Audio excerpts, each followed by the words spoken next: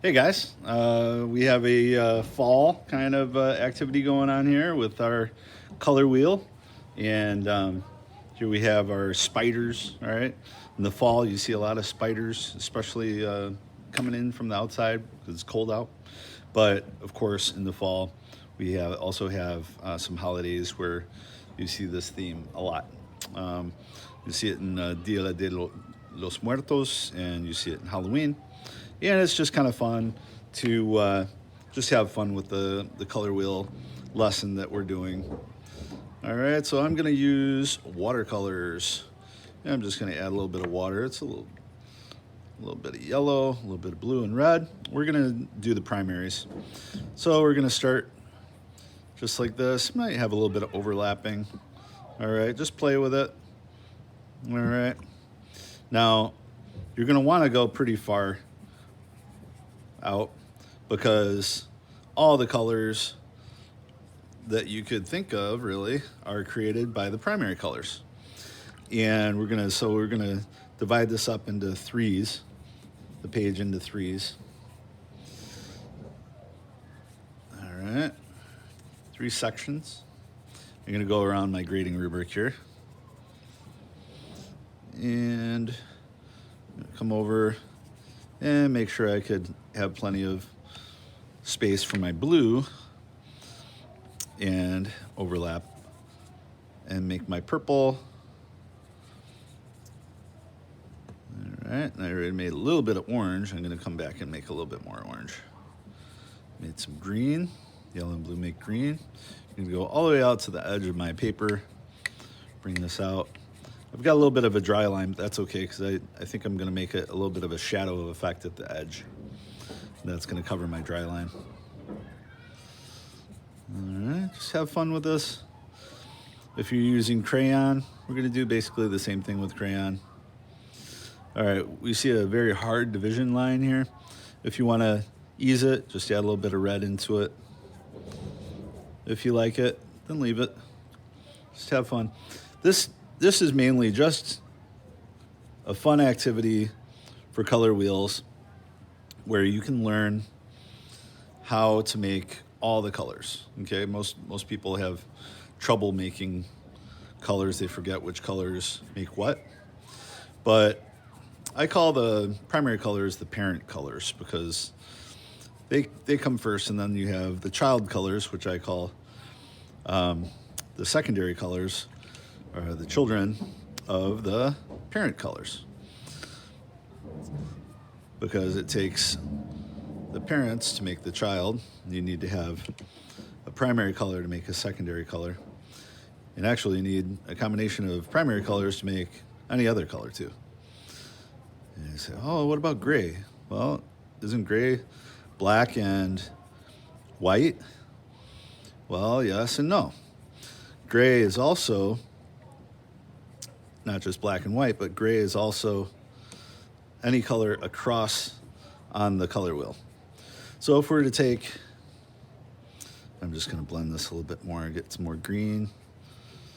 All right, so this is beautiful. I've got my red, orange, yellow, green, blue, indigo, and violet. Indigo is like a bluish purple. It's got a lot of blue in it. Okay, and violet is a reddish purple, just has more red.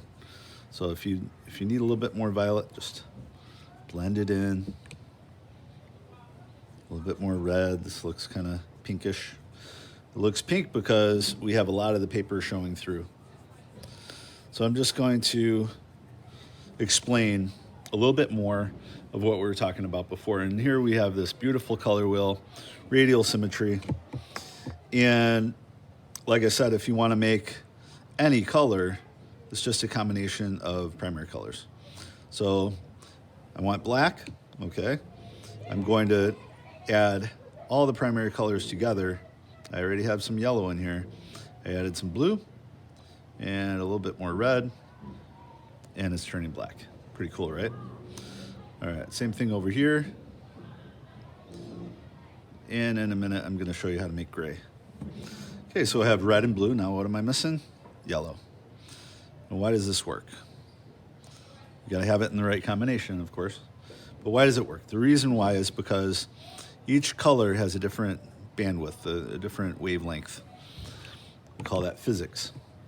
So it has a different way that it travels. And if one is traveling like this and the other one's traveling like this, then they fill together. And then another one's maybe going a little faster. They fill together and make it block all the wavelengths.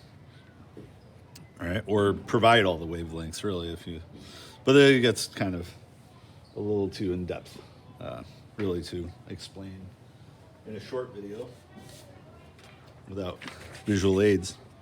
But here we go. Let's try to make some gray.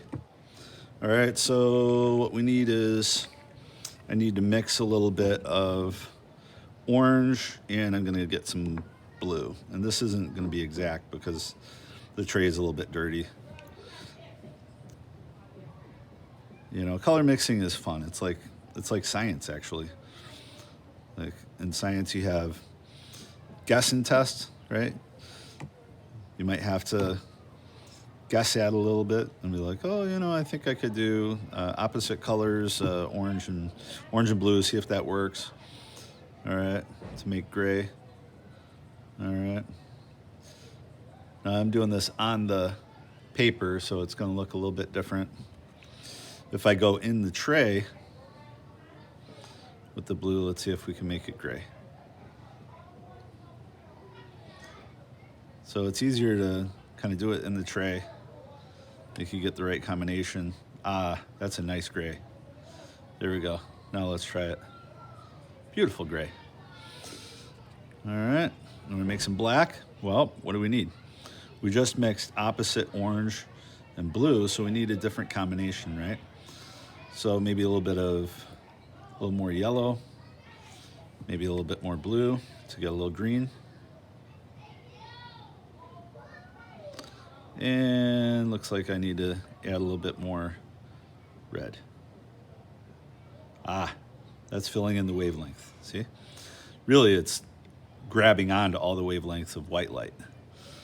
All right, a little bit more blue. Of course, if you have a lot of water, the water takes a lot of the place of the pigment. But there we go, we have black.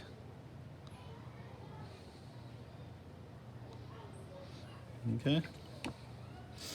All right, you guys. Well, I hope that instructional video helps. Remember that this is all supposed to be a lot of fun. Have fun with it. Make it nice, okay? You can do fun things. You could add things to it if you want. And don't forget that you are being graded. We want good quality. We want you to show understanding in your artwork of how to do the technique.